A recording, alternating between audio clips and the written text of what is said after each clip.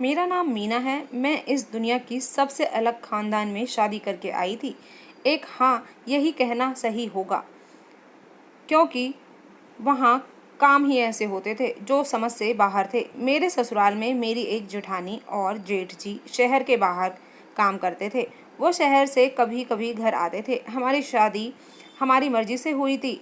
मेरे घर वालों को ये रिश्ता मंजूर नहीं था, क्योंकि मेरा पति बहुत ही पतला और बीमार सा लगता था। मेरे पिताजी को पूरा शक था कि मेरे पति नशा करते हैं, लेकिन ऐसा कुछ भी नहीं था। मैं बस इतना चाहती थी कि हमारी शादी शांति और सुकून से हो जाए, लेकिन ऐसा कुछ हुआ नहीं और बात बिगड़ गई। मेरे घर वालों ने मेरे पति से बोल दिया कि तुम्हारे पास 3 दिन हैं, शादी करके इसको ले जाओ, नहीं तो चौथे दिन हम इसकी शादी कहीं और कर देंगे।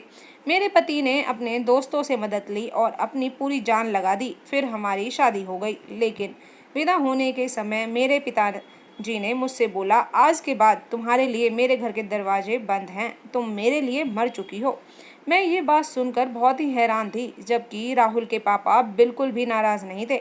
उल्टा उन्होंने बोला, मोहब्बत करना कोई गुनाह नहीं होता। मेरी शादी में जब अपनी जेठानी से मिली तो उन्होंने मुझे तसल्ली दी और समझाया कि सब ठीक हो जाएगा। अब मेरा पति दिन रात मेहनत करने लगा, क्योंकि हमें पैसों की ज़रूरत थी। राहुल सुबह काम पर जाते और रात को वापस आते। ऐसे में मैं और मेरी जेठानी ही घर पर रहते थे।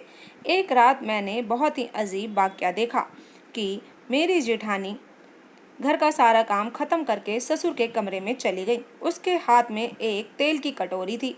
मुझे ये देखकर बहुत ही आश्चर्य हुआ। जेठानी अंदर गई और दरवाज़ा अंदर से बंद कर लिया।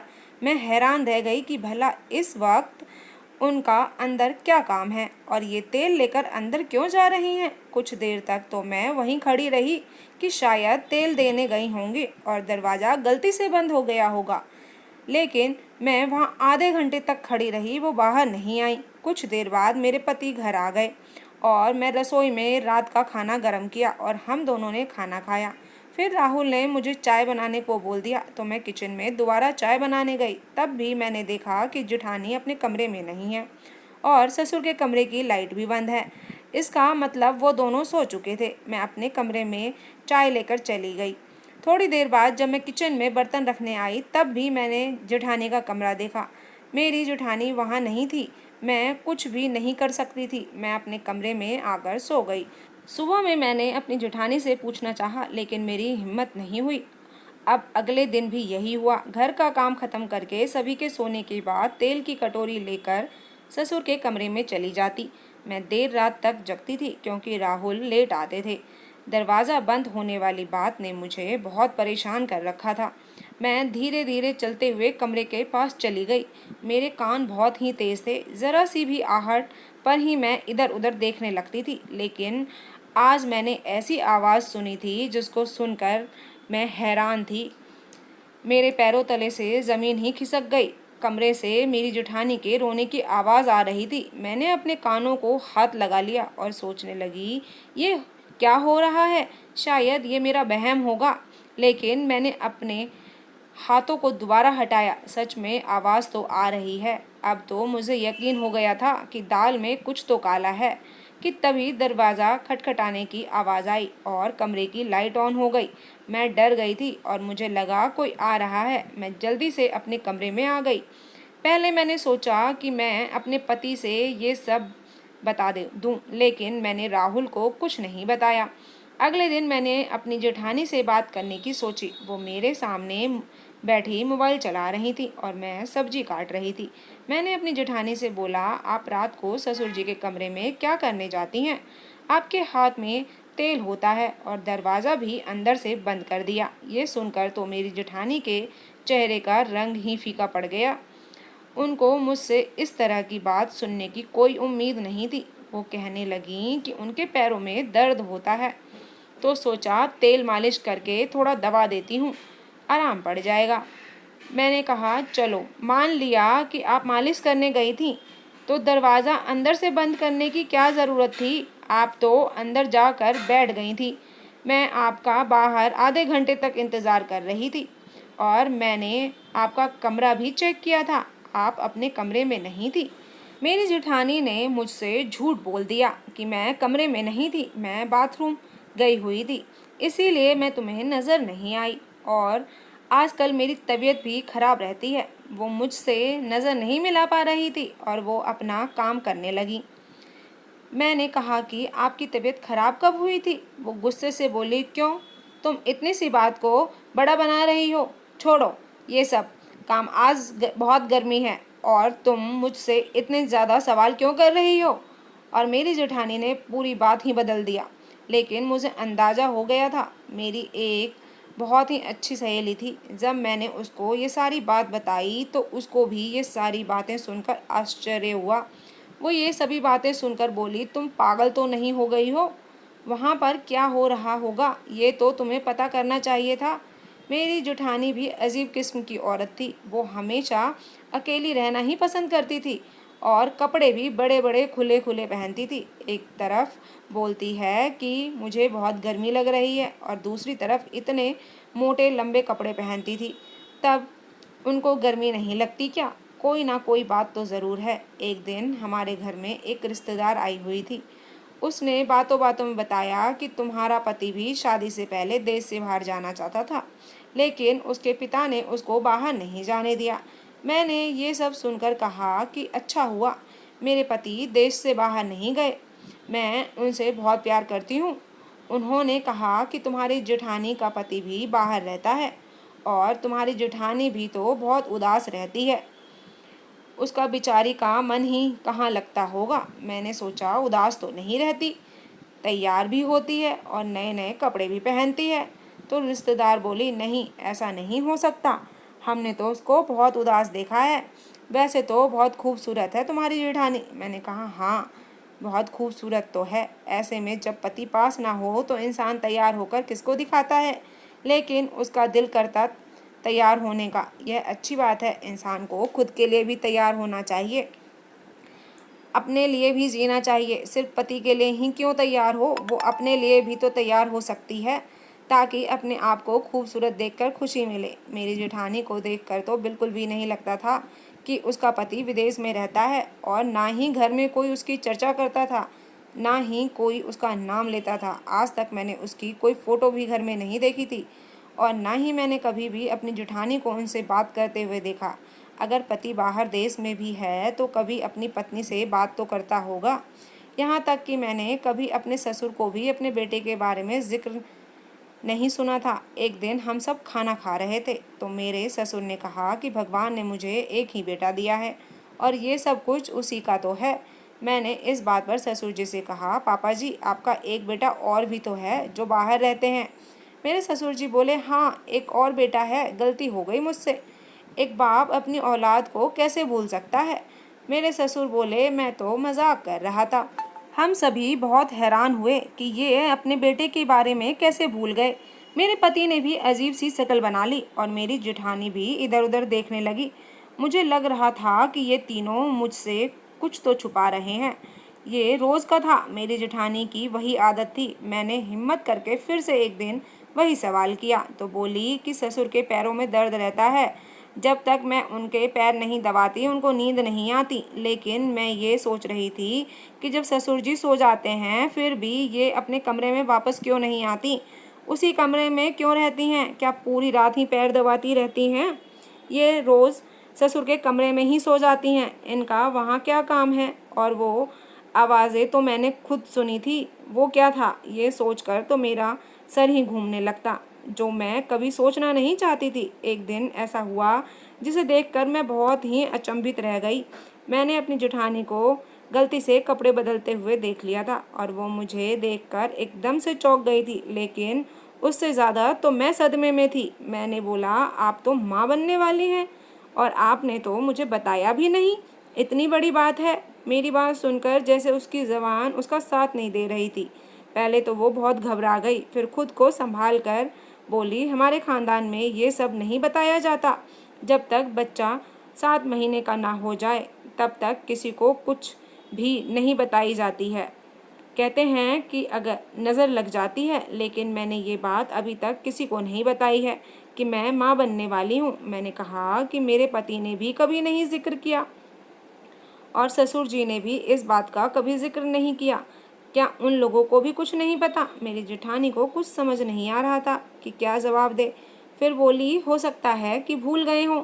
मैंने सोचा, कोई इतनी बड़ी बात कैसे भूल सकता है। सच तो ये है कि मुझे भी पता नहीं चला था, क्योंकि मेरी जेठानी बहुत ही खुले कपड़े पहनती थी। आज उनको देखकर तो लग रहा था जैसे छठा या सातवां महीना हो। इसका मतलब तो ये था कि मेरे जेठ जी 7 महीने पहले यहाँ आए थे, फिर भी कोई उनका नाम यहाँ नहीं लेता। क्या उनकी कोई दुश्मनी थी, या यहाँ कोई उन्हें पसंद नहीं करता था? इस घर में मुझे अभी आए हुए 1 ही महीना हुआ था। मैंने देखा था कि मेरे जेठ जी भी जेठानी जी के लिए कुछ नहीं भेजते थे, ना कोई पार्सल, ना कोई फ़ोन, कुछ भी नहीं। मैंने सोचा, एक तो मेरी जेठानी की ये हालत है, ऊपर से मेरे ससुर जो इस हालत में भी रोज़ उनको अपने पैर दबाने बुला लेते हैं और घंटों मालिश करवाते हैं, वो भी रोज़। कम से कम ये तो सोचना चाहिए कि ये पेट से है, इसको आराम की ज़रूरत है। एक दिन हम लोग खाना खा रहे थे, तो मैंने अपनी जेठानी से बोला, मैंने आपके लिए चाट बनाई है। ऐसी हालत में आपका चाट खाने का तो मन करता ही होगा। ये बात सुनकर मेरी जेठानी के गले में खाना ही अटक गया, और ससुर जी ने भी उसको बहुत ही हैरानी से देखा। वो सबके सामने बोलने लगी कि तुम्हें क्या हो गया है, और तुमको किसने कह दिया कि मैं माँ बनने वाली हूँ, जबकि मेरा पति ही मुझसे मिलने नहीं आया, तो ये कैसे हो सकता है। ये सुनकर मेरे पैरों तले से ही ज़मीन खिसक गई थी कि कैसे मेरी जेठानी ने एकदम से झूठ बोल दिया था, जबकि मैं बहुत अच्छे से जानती थी कि वो पेट से है। और अगर मेरे जेठ जी नहीं आए तो फिर ये बच्चा किसका है? मेरे ससुर जी बीच में बोल पड़े कि वो तुमसे मजाक कर रही है, और तुमने सच मान लिया। ससुर जी बोले, बहू, अभी ऐसी कोई खुशखबरी नहीं है। इस खुशखबरी की उम्मीद तो हम लोग तुमसे कर रहे हैं। तुम जल्दी से ही कोई खुशखबरी सुना दो, घर में चहल पहल हो जाएगी। मेरे ससुर ने अचानक ही बोला कि तुम्हें तुम्हारी मम्मी के घर छोड़कर आना था ना, आओ मैं तुम्हें छोड़ आता हूँ। मैं तो रोज़ ही भूल जाता हूँ और तुम मुझे याद भी नहीं दिलवाती हो। अब इसका पति घर पर नहीं है तो ये जिम्मेदारी मुझे ही पूरी करनी होगी। जब ये कहती है तो मैं इसको मायके छोड़ आता हूँ, और जब ये बोलती है तो ससुराल वापस ले आता हूँ। मेरे ससुर जी ने मुझे सफाई देते हुए बोल रहे थे। उन्होंने कहा, उसके पिताजी के साथ मेरी पुरानी दोस्ती है और मैं भी बैठकर वहाँ कुछ देर बातें कर लेता हूँ। मेरा बहुत अच्छा टाइम पास हो जाता है। तुम दोनों मियाँ बीवी बैठकर खाना खाओ, हम चलते हैं। मेरी जेठानी के चेहरे का रंग उड़ गया और वो मुझे एक ही टक लगाए देख रही थी, जैसे कि मैंने उसकी ज़िंदगी बर्बाद कर दी हो। मेरे ससुर जी मेरी जेठानी को लेकर चले गए, जबकि इससे पहले तो ऐसी कोई बात ही नहीं की थी कि आज ही लेकर जाना है। जब मेरे पति ने मुझसे पूछा कि तुमको ये सब किसने बताया, तुम इस तरह की बात क्यों कर रही हो, मैंने कहा कि मैंने देखा था उनका पेट बढ़ा हुआ है। मेरे पति हंसने लगे कि उनका पेट खाने से बढ़ा हुआ है, ना कि वो प्रेग्नेंट है। मेरा भाई तो 2 साल से घर ही नहीं आया, तो बच्चा कहाँ से आ गया। मैंने अपने पति से कुछ नहीं कहा और ना ही कोई बहस की, लेकिन ये बात तो साफ थी कि मैंने अपनी आंखों से देखा था।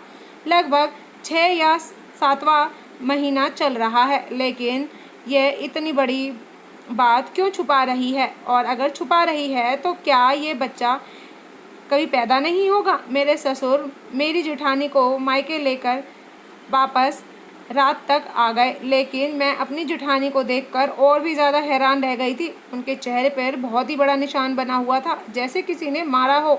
मैं आगे बढ़ी और बोली, क्या हुआ है, ये आपके चेहरे पर कैसे लग गई। मेरी जेठानी बोली, मैं रिक्शे से गिर गई और मेरा मुंह ज़मीन पर जा लगा। मैं हैरान रह गई, क्योंकि मेरी जेठानी को देखकर लग रहा था कि वो झूठ बोल रही है। इतना बोलकर वो अपने कमरे में चली गई और उन्होंने आज खाना भी नहीं खाया। मैं सोचने लगी कि आज अगर वो रिक्शे से गिरती और उनका मुंह ज़मीन पर लगता तो उनके बच्चे को भी तो नुकसान पहुंचता, जबकि ऐसा कुछ नहीं हुआ था। मुझे देखकर ऐसा लग रहा था जैसे किसी ने जानबूझकर उनको मारा हो। आज मेरी जेठानी जब ससुर के कमरे में जा रही थी तो उनके आंसू बह रहे थे।